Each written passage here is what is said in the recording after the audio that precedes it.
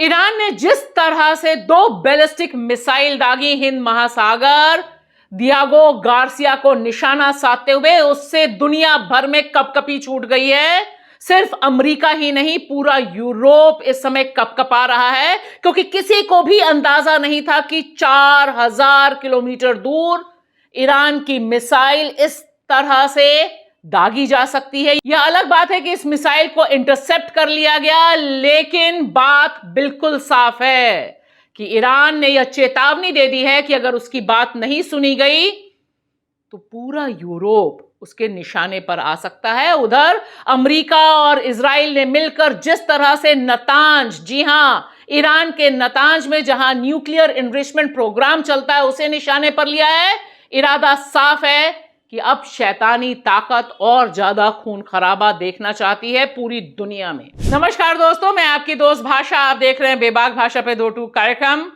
यह जो तस्वीर है हमारे सामने और दुनिया के सामने, यह जो बैलिस्टिक मिसाइल लॉन्च की ईरान ने और निशाने पर लिया अमेरिका और ब्रिटेन के सैन्य अड्डे दियागो गार्सिया को, उसने दुनिया भर में ईरान की ताकत को मानने पर मजबूर कर दिया है। एक बात बिल्कुल साफ है कि ऐसा हमला करके ईरान ने सीधी चेतावनी दी है, सीधा संदेश दिया है कि ईरान को मजबूर ना किया जाए, वरना उसकी ताकत अभी तक दुनिया आंक नहीं पाई है। और ध्यान से देखिए, यह जो बैलिस्टिक मिसाइल लॉन्च की उसने दियागो गार्सिया पर, वह भले ही वहां ना गई हो, अपने मिशन में सफल ना रही हो, लेकिन उसका मिशन दुनिया को चेतावनी देना था कि हमारे निशाने पर दुनिया के और खास तौर से यूरोप के अधिकांश देश आ सकते हैं, और इसलिए ईरान को मजबूर ना किया जाए। जिस तरह से मजबूर किया जा रहा है ईरान को,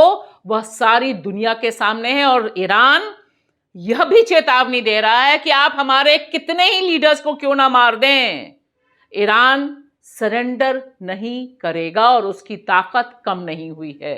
इसी बीच इजराइल और अमेरिका ने जिस तरह से नतांज न्यूक्लियर एनरिचमेंट फैसिलिटी जो ईरान की है, वहां पर हमला किया, और यह जो नक्शा है, यह नक्शा बता रहा है कि यह हमला कितना खतरनाक है, सिर्फ ईरान के लिए ही नहीं, पूरी दुनिया के।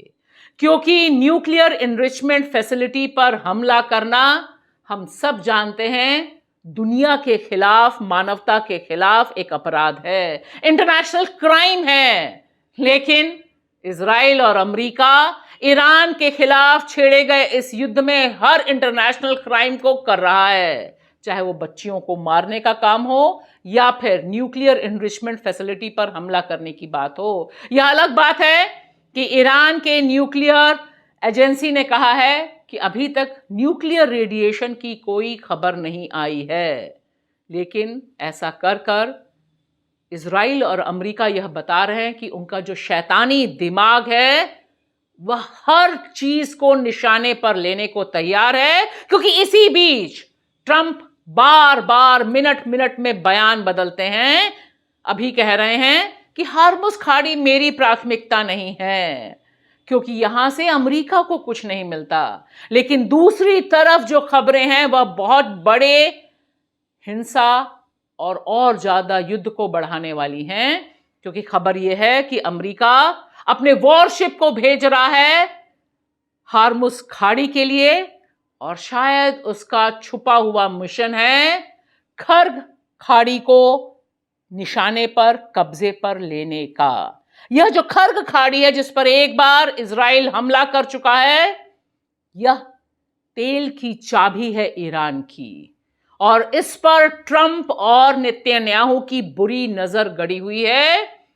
और अमेरिका के सोर्सेज बताते हैं कि वे चाहते हैं कि किसी भी सूरत में खर्ग पर कब्जा कर लें और ईरान को नेस्तनाबूद कर दें।